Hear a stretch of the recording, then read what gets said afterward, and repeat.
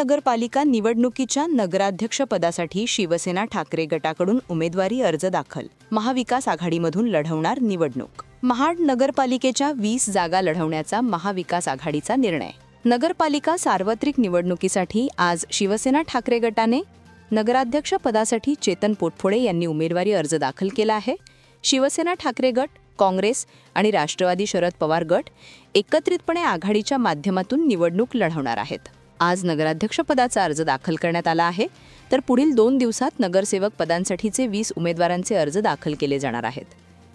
पूर्वी नगरपालिकेत सत्तेत असलेल्यांनी विकासाची आश्वासनं दिली आहेत, मात्र विकास केला नाही असा नाव न घेता आरोप नगराध्यक्षपदाचे उमेदवार चेतन पोटफोडे यांनी केला आहे.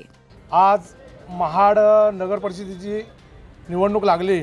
त्या निवडणुकीसाठी आम्ही महाविकास आघाडीतर्फे शिवसेना उद्धव बाळासाहेब ठाकरे, राष्ट्रीय काँग्रेस पक्ष, राष्ट्रवादी काँग्रेस पक्ष, शरद पवार गट या तिघांनी आम्ही मिळून इथं उमेदवारी अर्ज दाखल केला आहे.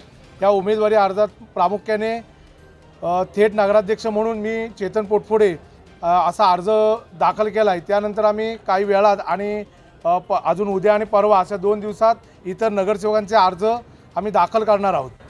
खऱ्या अर्थाने या महाड शहराला ज्या सर्वांगीण विकासाची गरज आहे अशा अनेक मुद्दे घेऊन मी या नगरपालिकेच्या निवडणुकीला सामोरा जात आहे.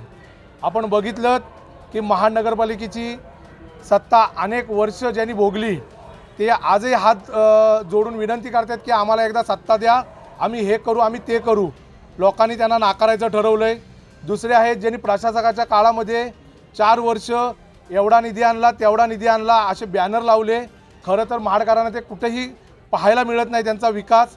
आणि ह्या सगळ्या गोष्टीचा कंटाळा आल्यामुळं एक तिसरा पर्याय म्हणून महाविकास आघाडी किंवा सत्तेची बाजू म्हणून महाविकास आघाडीकडे जनतेने बघायचं ठरवलं आहे. म्हणून खऱ्या अर्थाने मी हा अर्ज दाखल केलेला आहे.